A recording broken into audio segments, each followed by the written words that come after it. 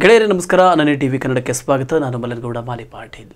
ಮೂಡ ನಿವೇಶನ ಹಂಚಿಕೆ ವಿಚಾರದಲ್ಲಿ ಸಿಎಂ ಸಿದ್ದರಾಮಯ್ಯ ಅವರ ಸರ್ಕಾರಕ್ಕೆ ಮುಜುಗರವನ್ನು ಉಂಟು ಮಾಡತಕ್ಕಂಥ ಬಿಜೆಪಿಯ ಪ್ರಯತ್ನ ಮತ್ತೆ ದೊಡ್ಡದಾದಷ್ಟು ಕಾಂಗ್ರೆಸ್ ಸರ್ಕಾರವು ಕೂಡ ಅದಕ್ಕೆ ಅದಕ್ಕೆ ಪ್ರತ್ಯುತ್ತರವನ್ನು ದೊಡ್ಡ ಮಟ್ಟದಲ್ಲಿ ಕೊಡ್ತಕ್ಕಂಥ ಪ್ರಯತ್ನವನ್ನು ಆರಂಭದಿಂದಲೂ ಕೂಡ ಮಾಡಿಕೊಂಡು ಬರ್ತಾ ಇದ್ದಾರೆ. ಅದರ ಭಾಗವಾಗಿ ಇದೀಗ ರಾಜಭವನಕ್ಕೆ ಮತ್ತಷ್ಟು ಬಿಸಿ ಮುಟ್ಟಿಸ್ತಕ್ಕಂಥ ಪ್ರಯತ್ನವನ್ನು ಕಾಂಗ್ರೆಸ್ ಸರ್ಕಾರ ಮಾಡೋದಕ್ಕೆ ಸರ್ವಸನ್ನದ್ಧವಾದ ಸಿದ್ಧತೆಯನ್ನು ಮಾಡಿಕೊಂಡಿದೆ. ಏನು ವಿಚಾರ, ಯಾವ ರೀತಿಯಾದಂಥ ಪ್ರಯತ್ನವನ್ನು ಹೊಸದಾಗಿ ಸಾರ್ವಜನಿಕರ ಗಮನ ಸೆಳೆಯುವಂತೆ ಪ್ರಯತ್ನ ಮಾಡ್ತಾ ಇದೆ ಸರ್ಕಾರ, ಬನ್ನಿ ನೋಡ್ತಾ ಹೋಗೋಣ. ನೋಡಿ, ಮೂಡ ನಿವೇಶನ ಹಂಚಿಕೆಯ ಅಕ್ರಮದಲ್ಲಿ ಮುಖ್ಯಮಂತ್ರಿ ಸಿದ್ದರಾಮಯ್ಯ ವಿರುದ್ಧ ತನಿಖೆಗೆ ಅನುಮತಿಯನ್ನು ನೀಡಿದಂತಹ ರಾಜ್ಯಪಾಲರ ಕ್ರಮದಿಂದ ನೆಗಿಯಾಗಿ ಕಾಂಗ್ರೆಸ್ ಪ್ರತಿದಾಳಿಯನ್ನು ಇದುವರೆಗೂ ಕೂಡ ಮಾಡಿಕೊಂಡು ಬಂದಿದೆ. ಆ ಪ್ರತಿದಾಳಿಯನ್ನು ಈಗ ಮತ್ತಷ್ಟು ಮುಂದುವರಿಸತಕ್ಕಂಥ ಹಿನ್ನೆಲೆಯಲ್ಲಿ ತನ್ನದೇ ಆದಂಥ ತಂತ್ರಗಾರಿಕೆಯನ್ನು ಕಾಂಗ್ರೆಸ್ ಈಗ ಮುಂದುವರೆಸಿದೆ. ಬಿಜೆಪಿ ಜೆಡಿಎಸ್ ನಾಯಕರ ವಿರುದ್ಧ ಅಭಿಯೋಜನೆಗೆ ಹಲವು ತಿಂಗಳಿಂದ ಬಾಕಿ ಇರತಕ್ಕಂಥ ಕೋರಿಕೆಯನ್ನು ಕೂಡಲೇ ಬಗೆಹರಿಸಬೇಕು. ಇದು ಪಾಯಿಂಟ್. ನೋಡಿ ರಾಜ್ಯಪಾಲರೇ, ನೀವು ಸಿದ್ದರಾಮಯ್ಯನವರ ವಿಚಾರದಲ್ಲಿ ಎಷ್ಟು ಆಸಕ್ತಿಯನ್ನು ತೋರಿಸಿದ್ದೀರಿ. ಸಿದ್ದರಾಮಯ್ಯನವರು ಇದರಲ್ಲಿ ಪಾತ್ರವನ್ನು ವಹಿಸಿಲ್ಲ, ಇದು ಸಿದ್ದರಾಮಯ್ಯನವರಿಗೆ ಸಂಬಂಧಪಡ್ತಕ್ಕಂಥದ್ದಲ್ಲ, ಅವರ ಅಧಿಕಾರಾವಧಿಯಲ್ಲಿ ಇದು ನಡೆದಿಲ್ಲ ಅಂತ ಸಾರಿ ಹೇಳಿದರೂ ಕೂಡ ಈ ಬಗ್ಗೆ ಯಾವುದೇ ತನಿಖೆ ಆಗಿಲ್ಲ.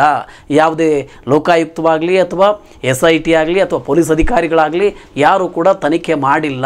ಇದನ್ನು ಖಾಸಗಿ ವ್ಯಕ್ತಿ ಕೊಟ್ಟಂಥ ದೂರಿನ ಅನ್ವಯ ನೀವು ದಿಢೀರನೆ ಇದನ್ನು ಅಭಿಯೋಜನೆಗೆ ಕೊಟ್ಟಿದ್ದೀರಿ ಅಂದರೆ ಇದು ಕೇವಲ ರಾಜಕೀಯ ಮಾತ್ರ. ನಿಮ್ಮ ಹೈಕಮಾಂಡ್ ನಿಮ್ಮನ್ನು ಅಂದರೆ ರಾಜಭವನವನ್ನು ರಾಜಕೀಯವಾಗಿ ಬಳಸಿಕೊಳ್ತಾ ಇದೆ ಅಷ್ಟೇ, ಇದಕ್ಕೆ ಯಾವುದೇ ಮಹತ್ವ ಇಲ್ಲ ಅಂತ ಕಾಂಗ್ರೆಸ್ ಸಾರಿ ಹೇಳ್ತಾ ಇದ್ದರೂ ಕೂಡ ರಾಜ್ಯಪಾಲರು ಇದಕ್ಕೆ ಅಭಿಯೋಜನೆಗೆ ಅವಕಾಶ ಮಾಡಿಕೊಟ್ಟಿದ್ದಕ್ಕಾಗಿ ಈಗ ಮತ್ತೆ ರಾಜ್ಯಪಾಲರು ಸಾರ್ವಜನಿಕವಾಗಿ ಮುಜುಗರಕ್ಕೆ ಈಡಾಗ್ತಕ್ಕಂಥ ಪರಿಸ್ಥಿತಿಯನ್ನು, ಸಿದ್ದರಾಮಯ್ಯನವರು ಯಾವ ಪರಿಸ್ಥಿತಿಯನ್ನು ಎದುರಿಸ್ತಾ ಇದ್ದಾರೆ ಅದನ್ನು ರಾಜ್ಯಪಾಲರು ಅನುಭವಿಸಬೇಕು ಅನ್ನುವಂತಹ ಪರಿಸ್ಥಿತಿಯನ್ನು ನಿರ್ಮಾಣ ಮಾಡೋದಕ್ಕೆ ಕಾಂಗ್ರೆಸ್ ಸರ್ಕಾರ, ಕಾಂಗ್ರೆಸ್ ನಾಯಕರು ಉಂಟು ಮಾಡುವಂಥ ಪರಿಸ್ಥಿತಿಗೆ ಈಗ ಬಂದಿದ್ದಾರಾ ಅಥವಾ ಆ ರೀತಿಯ ಪ್ರಯತ್ನವನ್ನು ಮತ್ತಷ್ಟು ರಂಗು ಮಾಡುವಂಥ ಹಾದಿಯಲ್ಲಿ ಇದ್ದಾರಾ ಅನ್ನುವಂಥದ್ದು ಈಗ ಹೊಸ ಚರ್ಚೆ. ಹಾಗಾಗಿ ಅವರು ಇಲ್ಲಿ ಬಿಜೆಪಿ JDS ನಾಯಕರ ವಿರುದ್ಧ ತನಿಖೆಗೆ ಅಥವಾ ವಿಚಾರಣೆಗೆ ಅಥವಾ ಅಭಿಯೋಜನೆಗೆ ಸಾಕಷ್ಟು ತಿಂಗಳಿಂದ ಬಾಕಿ ಇರತಕ್ಕಂಥ ಕೋರಿಕೆಯನ್ನು ಕೂಡಲೇ ನೀವು ಬಗೆಹರಿಸಬೇಕು. ಅವ್ರ ಬಗ್ಗೆ ಕೂಡ ತನಿಖೆ ಆಗೋದಕ್ಕೆ ನೀವು ಅಭಿಯೋಜನೆಗೆ ಅವಕಾಶ ಮಾಡಿಕೊಡಿ ಸ್ವಾಮಿ, ಕೇವಲ ಸಿದ್ದರಾಮಯ್ಯನವರಲ್ಲಿ ಮಾತ್ರ ಯಾಕೆ ಆಸಕ್ತಿ ತೋರ್ತೀರಿ ಅಂತ ಸಾರ್ವಜನಿಕವಾಗಿ ಪ್ರತಿಭಟನೆ ಮಾಡೋದ್ರ ಮುಖಾಂತರ ರಾಜ್ಯಪಾಲರ ತಪ್ಪನ್ನು ಎತ್ತಿ ತೋರಿಸ್ತಕ್ಕಂಥ ಪ್ರಯತ್ನಕ್ಕೆ ಕೈ ಹಾಕಿದೆ ಕಾಂಗ್ರೆಸ್. ಹಾಗಾಗಿ ಈ ವಿಚಾರಕ್ಕೆ ಸಂಬಂಧಪಟ್ಟಂತೆ ಈಗಾಗಲೇ ಏನು BJP JDS ಕುಮಾರಸ್ವಾಮಿಯವರ ವಿಚಾರವು ಇದರಲ್ಲಿ ಒಂದು ಗಣಿ ವಿಚಾರದಲ್ಲಿ ಏನು ಅಕ್ರಮ ಮಾಡಿದ್ದಾರೆ ಅನ್ನುವಂಥ ಆರೋಪ ಇದೆ, ಅದೆಲ್ಲವನ್ನು ಕೂಡಲೇ ಬಗೆಹರಿಸಬೇಕು ಅಂತ ಸಂಪುಟದಲ್ಲಿ ಸಲಹಾ ರೂಪದ ನಿರ್ಣಯವನ್ನು ಕೈಗೊಂಡಿದೆ ಸರ್ಕಾರ. ಹಾಗಾಗಿ ಇದೀಗ ರಾಜಭವನ ಚಲುವನ್ನು ಮಾಡೋದಕ್ಕೆ ತೀರ್ಮಾನ ಮಾಡಿದೆ ಕಾಂಗ್ರೆಸ್ ನಾಯಕರು ಮತ್ತು ರಾಜ್ಯ ಕಾಂಗ್ರೆಸ್ ಸರ್ಕಾರ. ನೋಡಿ, ಆಗಸ್ಟ್ 31ರಂದು CM ಆದಿಯಾಗಿ 31ನೇ ತಾರೀಕು ಮುಖ್ಯಮಂತ್ರಿ ಸಿದ್ದರಾಮಯ್ಯನವರು, ಅವರ ಸಚಿವ ಸಂಪುಟದ ಎಲ್ಲ ಮಂತ್ರಿಗಳು, ಅವರ ಶಾಸಕರು, ಆಡಳಿತ ಪಕ್ಷದ ಎಲ್ಲ ಶಾಸಕರು ಸೇರಿದಂತೆ ರಾಜಭವನ ಚಲೋ ಈ ರೀತಿಯಾದಂಥ ಒಂದು ಪ್ರತಿಭಟನೆಯನ್ನು ಮಾಡಬೇಕು. ಈ ಮೂಲಕ ರಾಜಭವನದ ಮೇಲೆ ಮತ್ತೆ ಒತ್ತಡವನ್ನು ತರಬೇಕು ಅನ್ನುವಂಥ ತೀರ್ಮಾನಕ್ಕೆ ಕಾಂಗ್ರೆಸ್ ಬಂದಾಗಿದೆ. ಸರ್ಕಾರ ಈ ಬಗ್ಗೆ ಒಂದು ವಿಶೇಷವಾದ ಸಿದ್ಧತೆಯನ್ನು 31ನೇ ತಾರೀಕು ಮಾಡಿಕೊಳ್ತಾ ಇದೆ. ಈ ಬಗ್ಗೆ ಈಗಾಗಲೇ ಮಾಧ್ಯಮಗೋಷ್ಠಿಯನ್ನು ಮಾಡಿ ಮಾಹಿತಿಯನ್ನು ಕೂಡ ಕೊಟ್ಟಿದ್ದಾರೆ. KPCC ಅಧ್ಯಕ್ಷ ಹಾಗೆ DCM ಆಗಿರ್ತಕ್ಕಂಥ DK ಶಿವಕುಮಾರ್ ಅವರು ಮಾಧ್ಯಮದಲ್ಲಿ ಮಾತನಾಡ್ತಾ, ಘನತೆವೆತ್ತ ರಾಜ್ಯಪಾಲರು ಕೇಂದ್ರ ಸಚಿವ HD ಕುಮಾರಸ್ವಾಮಿ ಇರ್ಬೋದು, ಮಾಜಿ ಸಚಿವರಾದ ಮುರುಗೇಶ್ ನಿರಾಣಿ ಇರ್ಬೋದು, ಜನಾರ್ದನ್ ರೆಡ್ಡಿ ಇರ್ಬೋದು, ಹಾಗೆ ಶಶಿಕಲಾ ಜೊಲ್ಲೆ ಇರ್ಬೋದು, ತಮ್ಮ ಮುಂದೆ ವಿಚಾರಣೆಗೆ ಅನುಮತಿಯನ್ನು ಕೋರಿ ಬಾಕಿ ಇರತಕ್ಕಂಥ ಪ್ರಕರಣಗಳಲ್ಲಿ ಅನುಮತಿಯನ್ನು ನೀಡಬೇಕು. ಹಾಗೆಯೇ ಈ ವಿಚಾರಕ್ಕೆ ಸಿದ್ದರಾಮಯ್ಯನವರ ರೀತಿಯಲ್ಲೇ ನೀವೇನು ಅಭಿಯೋಜನೆಗೆ ಅವಕಾಶ ಮಾಡಿಕೊಟ್ಟಿದ್ರಿ ಅದೇ ರೀತಿ ಈ ಎಲ್ಲ ನಾಯಕರು ಶಶಿಕಲಾ ಜೊಲ್ಲೆ, ನಿರಾಣಿ, HD ಕುಮಾರಸ್ವಾಮಿ ಇವರೆಲ್ಲರ ಮೇಲೆ ನಿಮ್ಮ ಆಸಕ್ತಿಯನ್ನು ತೋರಿಸಿ ಸ್ವಾಮಿ, ಕೇವಲ ಸಿದ್ದರಾಮಯ್ಯನವರ ಮೇಲೆ ಮಾತ್ರ ಅಲ್ಲ ಅನ್ನುವಂಥ ರೀತಿಯಲ್ಲಿ ನಾವು ಒತ್ತಾಯವನ್ನು ಮಾಡ್ತೀವಿ ಅಂತ DK ಶಿವಕುಮಾರ್ ಮಾಧ್ಯಮಗೋಷ್ಠಿಯಲ್ಲಿ ಹೇಳಿದ್ದಾರೆ. ಹಾಗಾಗಿ ಇದನ್ನು ನಾವು ಮನವಿ ಮಾಡಿಕೊಳ್ಳೋದಕ್ಕೆ ರಾಜಭವನ ಚಲೋ ಮಾಡ್ತಾ ಇದ್ದೀವಿ ಅಂತ ಡಿ ಕೆ ಶಿವಕುಮಾರ್ ತಿಳಿಸಿದ್ದಾರೆ. ಇನ್ನು ಆಗಸ್ಟ್ 31ರಂದು ಆವತ್ತು ಬೆಳಿಗ್ಗೆ ಸುಮಾರು ಒಂದು 10 ಗಂಟೆ ಹೊತ್ತಿಗೆ ವಿಧಾನಸೌಧದ ಆವರಣದಲ್ಲಿ ಗಾಂಧಿ ಪ್ರತಿಮೆಯಿಂದ ರಾಜಭವನದವರೆಗೆ CM, ಸಚಿವರು, ಶಾಸಕರು ಪಾದಯಾತ್ರೆಯನ್ನು ಮಾಡ್ತಾರೆ. ರಾಜ್ಯಪಾಲರಿಗೆ ಮನವಿಯನ್ನು ಮಾಡ್ತಾರೆ. ಈ ಎಲ್ಲ ವಿಚಾರಗಳನ್ನು ಮತ್ತೆ ರಾಜ್ಯಪಾಲರಿಗೆ, ಅಂದರೆ ಕೇವಲ CM ಸಿದ್ದರಾಮಯ್ಯನವರಿಗೆ ಅಭಿಯೋಜನೆ ಕೊಟ್ಟಿದ್ದಲ್ಲ, ಈಗ ವಿರೋಧ ಪಕ್ಷದಲ್ಲಿದ್ದಂಥವರ ವಿಚಾರಕ್ಕೂ ಅಭಿಯೋಜನೆಗೆ ನೀವು ಈ ಕೂಡಲೇ ಉತ್ಸಾಹವನ್ನು ತೋರಿಸಿ ಅಂತ ಒತ್ತಾಯವನ್ನು ಮಾಡೋದಕ್ಕೆ ಒಂದು ವಿಶೇಷವಾದ ಸಾಂಕೇತಿಕವಾದಂಥ ಪಾದಯಾತ್ರೆಯನ್ನು ಮಾಡೋದಕ್ಕೆ ಸಿದ್ಧತೆ ಮಾಡಿಕೊಂಡಿದ್ದಾರೆ. ರಾಜ್ಯಪಾಲರು ಬೇರೆ ನಾಯಕರ ವಿರುದ್ಧದ ಪ್ರಾಥಮಿಕ ತನಿಖೆ ನಡೆದು ವಿಚಾರಣೆಗೆ ಅನುಮತಿ ಕೇಳಿದರೂ ಕೂಡ ಕೊಟ್ಟಿಲ್ಲ. ಈ ಹಿಂದೆ ಈಗ ಸರ್ಕಾರವೇ ತಿಳಿಸಿದಂತೆ, ಅಥವಾ ಮೊನ್ನೆ ಜನಾಂದೋಲನ ಸಮಾವೇಶದಲ್ಲಿ ಸಿದ್ದರಾಮಯ್ಯನವರು ಖುದ್ದು ಹೇಳಿದರು, ಕುಮಾರಸ್ವಾಮಿಯವರ ಬಗ್ಗೆ ಗಣಿ ವಿಚಾರದಲ್ಲಿ ತನಿಖೆ ಆಗಿ ವಿಚಾರಣೆಗೆ ರೆಡಿ ಅಥವಾ ಅಭಿಯೋಜನೆಗೆ ಕೊಡಬೇಕಾದಂಥ ಸಿದ್ಧತೆ ಇರತಕ್ಕಂಥದ್ದನ್ನು ನೀವು ಕೊಟ್ಟಿಲ್ಲ. ನಿರಾಣಿಯವರ ಬಗ್ಗೆ ಅಭಿಯೋಜನೆಗೆ ಸಿದ್ಧತೆ ಇರತಕ್ಕಂಥ ವಿಚಾರವನ್ನು ಕೂಡ ನೀವು ಅನುಮತಿ ಕೊಟ್ಟಿಲ್ಲ.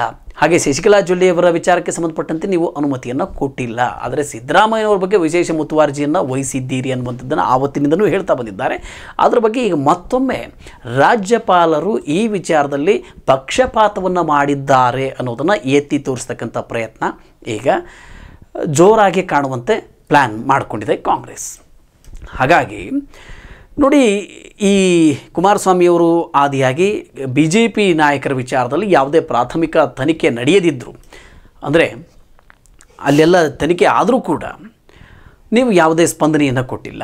ಆದರೆ ಸಿದ್ದರಾಮಯ್ಯನವರ ವಿಚಾರದಲ್ಲಿ ಪ್ರಾಥಮಿಕವಾಗಿ ಯಾವುದೇ ತನಿಖೆ ನಡೆದಿದ್ದರೂ ರಾಜ್ಯಪಾಲರು ಮುಖ್ಯಮಂತ್ರಿಯವರ ವಿರುದ್ಧ ವಿಚಾರಣೆಗೆ ತರಾತುರಿಯಲ್ಲಿ ಅನುಮತಿಯನ್ನು ಕೊಟ್ಟಿದ್ದಾರೆ. ನಮ್ಮ big brother D K Shivakumar ಹೇಳ್ತಾರೆ, ನಮ್ಮ ಬಿಗ್ ಬ್ರದರ್ ಅಂದರೆ ಕುಮಾರಸ್ವಾಮಿಯವರು ಪ್ರಾಮಾಣಿಕ, ಅವರಿಗೆ ವಿರೋಧನ ಕೊಡ್ತಾರೆ. ನಮ್ಮ ಬಿಗ್ ಬ್ರದರ್ ಪ್ರಾಮಾಣಿಕ HD ಕುಮಾರಸ್ವಾಮಿಯವರ ವಿರುದ್ಧ ಅಕ್ರಮವಾಗಿ ಗಣಿಗಾರಿಕೆಗೆ ಜಮೀನು ಮಂಜೂರು ಮಾಡಿದ ಪ್ರಕರಣವು ಕೂಡ ರಾಜ್ಯಪಾಲರ ಮುಂದಿದೆ. ಲೋಕಾಯುಕ್ತ ವಿಚಾರಣೆಗೆ ಅನುಮತಿಯನ್ನು ಕೋರಿದೆ, ಆದರೂ ಕೂಡ ವಿಚಾರಣೆಗೆ ಅನುಮತಿ ಕೊಟ್ಟಿಲ್ಲ ರಾಜ್ಯಪಾಲರು. ಅಕ್ರಮವಾಗಿ ಅದಿರಾಗಿರ್ಬೋದು, ಭೂಮಿ ಮಂಜೂರು ಮಾಡಿರ್ತಕ್ಕಂಥ ವಿಚಾರದಲ್ಲಿ ಏನು ನಾನು ಯಾರಿಗೂ ಕೂಡ ಶಿಫಾರಸು ಮಾಡಿಲ್ಲ ಅಂತ ಹೇಳ್ಕೊಳ್ತಾ ಇದ್ದಾರೆ ಕುಮಾರಸ್ವಾಮಿಯವರು. ಸರಿ ಸ್ವಾಮಿ, ನೀವು ಯಾರಿಗೂ ಕೂಡ ಶಿಫಾರಸನ್ನು ಮಾಡಿಲ್ವಾದರೆ, ಹಾಗೆ ನಿಮ್ಮ ಸಹಿ ಯಾರೋ ನಕಲಿ ಮಾಡಿದ್ದಾರೆ, ಅದು ಫೇಕ್ ಅನ್ನೋದಾದರೆ ನೀವು ಯಾಕೆ ಕಂಪ್ಲೇಂಟ್ ಕೊಟ್ಟಿಲ್ಲ? ಇಂಥ ಒಂದು ಘೋರವಾದ ಆರೋಪ ನಿಮ್ಮ ಮೇಲೆ ಕೇಳಿ ಬರ್ತಾ ಇದೆ. ಒಬ್ಬ ಮುಖ್ಯಮಂತ್ರಿಗಳ ಸಹಿಯನ್ನೇ ನಕಲು ಮಾಡಿದ್ದಾರೆ ಅನ್ನೋದಾದರೆ ನೀವು ಯಾಕೆ ಕಂಪ್ಲೇಂಟ್ ಕೊಟ್ಟಿಲ್ಲ? ಸೊ ಈ ರೀತಿಯ ವಾದವನ್ನು ನೀವು ಮುಂದಿಡ್ತಾ ಇದ್ದರೆ ಇದು ಏನೇ ಇರಲಿ, ರಾಜ್ಯಪಾಲರು ಈ ವಿಚಾರಕ್ಕೆ ಸ್ಪಂದಿಸಬೇಕಲ್ಲ ಅನ್ನೋದು DK ಅವರ ಪ್ರಶ್ನೆ.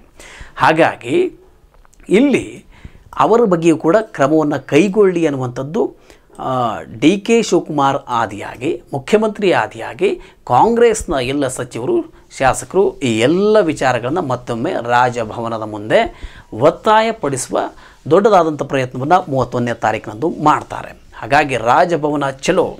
ಮುಂದಿನ ದಿನಗಳಲ್ಲಿ ಖುದ್ದು ಒಂದು ರಾಜ್ಯದ ಸರ್ಕಾರ, ಮುಖ್ಯಮಂತ್ರಿ, ಉಪಮುಖ್ಯಮಂತ್ರಿ, ಸಚಿವ ಸಂಪುಟ, ಶಾಸಕರು ಅವರೆಲ್ಲರೂ ಕೂಡ ತಮ್ಮ ಘನತೆವೆತ್ತ ರಾಜ್ಯಪಾಲರ ಸನ್ನಿಧಾನ ರಾಜಭವನದ ಕಡೆಗೆ ತಾವೇ ಪ್ರತಿಭಟನೆಯನ್ನು ಮಾಡ್ತಕ್ಕಂಥ ಒಂದು ಸಂದರ್ಭ ಈಗ ಸರ್ಕಾರಕ್ಕೆ ಎದುರಾಗಿದೆ. ಅಂದರೆ ಎಷ್ಟರ ಮಟ್ಟಿಗೆ ರಾಜಕೀಯ ಬಿಕ್ಕಟ್ಟು ರಾಜ್ಯದಲ್ಲಿ ಉಂಟಾಗ್ತಾ ಇದೆ, ಎಷ್ಟರ ಮಟ್ಟಿಗೆ ರಾಜಕೀಯ ಸಂಘರ್ಷ ರಾಜ್ಯದಲ್ಲಿ ಉಂಟಾಗ್ತಾ ಇದೆ.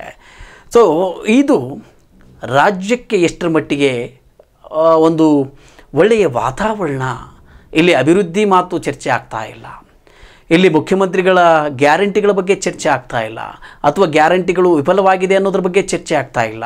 ಮುಖ್ಯಮಂತ್ರಿಗಳನ್ನ ಪದೋನ್ನತಿ ಮಾಡಬೇಕು ಅನ್ನುವಂಥ ಏಕೈಕ ಮಹತ್ವಾಕಾಂಕ್ಷೆಯನ್ನು ವಿರೋಧ ಪಕ್ಷ ಏನಾದರೂ ಇಟ್ಟುಕೊಂಡಿದೆಯಾ ಅನ್ನುವಂತಹ ಒಂದು ಅವರ ಪದೇ ಪದೇ ಮಾಡ್ತಕ್ಕಂಥ ಪ್ರಯತ್ನ ಈ ಮಟ್ಟಕ್ಕೆ ಇವತ್ತು ರಾಜಕೀಯ ಸಂಘರ್ಷವನ್ನು ತಂದು ಇಟ್ಟಿರ್ತಕ್ಕಂಥದ್ದು.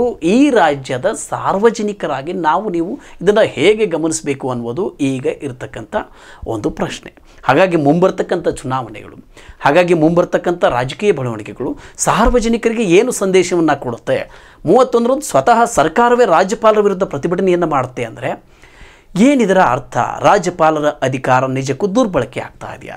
ಮುಖ್ಯಮಂತ್ರಿಗಳ ಅಧಿಕಾರ ಸಾಕಷ್ಟು ದುರ್ಬಳಕೆ ಆಗ್ತಾ ಇದೆಯಾ? ಅಥವಾ ಒತ್ತಾಯಪೂರ್ವಕವಾಗಿ ಯಾವುದೋ ಒಂದು ಪಕ್ಷಕ್ಕೆ ಮುಖ್ಯಮಂತ್ರಿ ಇಷ್ಟ ಇಲ್ಲ ಅನ್ನೋದಾದರೆ ಸರ್ಕಾರವನ್ನೇ ಬದಲಾಯಿಸಿಬಿಡುವುದಕ್ಕೆ ಈ ರೀತಿಯಾದಂಥ ದೊಡ್ಡ ಕುತಂತ್ರ ಏನಾದರೂ ನಡೀತಾ ಇದೆಯಾ ಅನ್ನುವಂಥ ಪ್ರಶ್ನೆಗಳು ಸಾರ್ವಜನಿಕ ವಲಯದಲ್ಲಿ ಈಗ ಚರ್ಚೆಯನ್ನು ಪಡೆದುಕೊಳ್ತಾ ಇದೆ. 31ರ ನಂತರ ಇನ್ನೂ ಏನೇನು ಬೆಳವಣಿಗೆಗಳಾಗುತ್ತೆ ಅಥವಾ ಸಾರ್ವಜನಿಕರು ಈ ವಿಚಾರಕ್ಕೆ ಏನೇನು ಪ್ರತಿಸ್ಪಂದನೆಯನ್ನು ಕೊಡ್ತಾರೆ, ಇದು ಸಿದ್ದರಾಮಯ್ಯನವರಿಗೆ ಯಾವ ರೀತಿಯಾಗಿ ಅವರ ಇಮೇಜನ್ನು ನಿಜಕ್ಕೂ ಡ್ಯಾಮೇಜ್ ಮಾಡುತ್ತಾ ಅಥವಾ ಸಿದ್ದರಾಮಯ್ಯನವರಿಗೆ ಇದು ಮತ್ತಷ್ಟು ಅಗ್ನಿ ಪರೀಕ್ಷೆಯಲ್ಲಿ ಗೆದ್ದು ಬಂದ ವೀರನ ಹಾಗೆ ಪ್ರಶಂಸೆಯನ್ನು ನೀಡುತ್ತಾ, ಇದೆಲ್ಲವನ್ನು ಕೂಡ ನಾವು ಕಾದು ನೋಡಬೇಕಾಗಿದೆ. ಇದಿಷ್ಟು ಈವರೆಗಿನ ವಿಶೇಷ. ಈ ರೀತಿಯ ಮತ್ತಷ್ಟು ಸುದ್ದಿ, ಮಾಹಿತಿ ಮತ್ತು ವಿಶ್ಲೇಷಣೆಗಳನ್ನು ನಿಮ್ಮ ಮುಂದೆ ಮತ್ತೆ ನೀಡ್ತಾ ಇರ್ತೀವಿ. ನೋಡ್ತಾ ಇರಿ ಅನನ್ಯ ಟಿವಿ ಕನ್ನಡ. ನಮಸ್ಕಾರ.